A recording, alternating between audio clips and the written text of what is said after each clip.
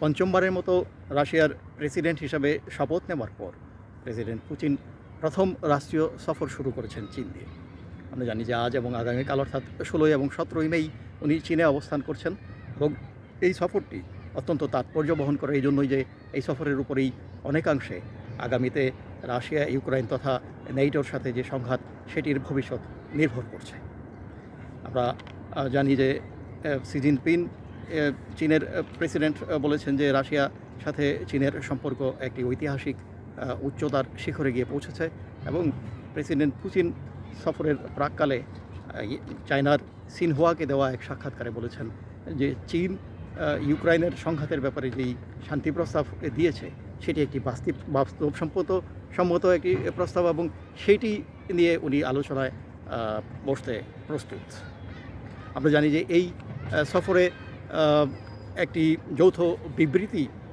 স্বাক্ষরিত হয়েছে এবং এই বিবৃতিটি বাংলায় অনুবাদ করলে অনেকটা এরকম দাঁড়ায় যে ব্যাপক অংশদারিত্ব এবং কৌশলগত সম্পর্ককে গভীরতর করার মাধ্যমে একটি নতুন যুগে প্রবেশ করার জন্য একটি ওনারা বিবৃতি দিয়েছেন এবং এই বিবৃতির পাশাপাশি আরও 11টি বিভিন্ন ধরনের চুক্তি স্বাক্ষরিত হচ্ছে দ্বিপক্ষীয়। এবং আমরা জানি যে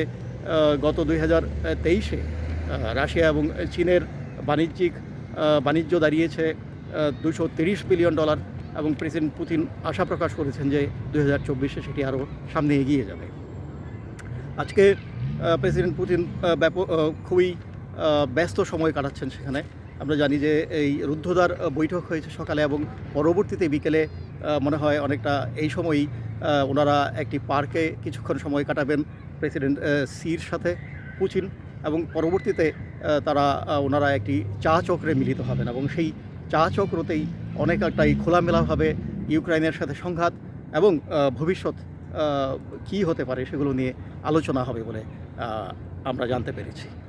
অন্যদিকে বিকেলে সন্ধ্যায় ওনারা রাশিয়া এবং চীনের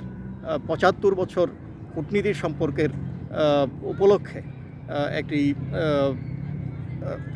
পিকিংয়ের বালশই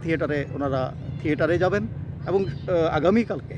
প্রেসিডেন্ট পুতিন হারবিন শহরে পৌঁছবেন। হারবিন রাশিয়ানদের জন্য একটি অত্যন্ত ঐতিহাসিক শহর। এটিকে রাশিয়ান শহর হিসেবে বলা হয়ে থাকে এবং এখানে বহু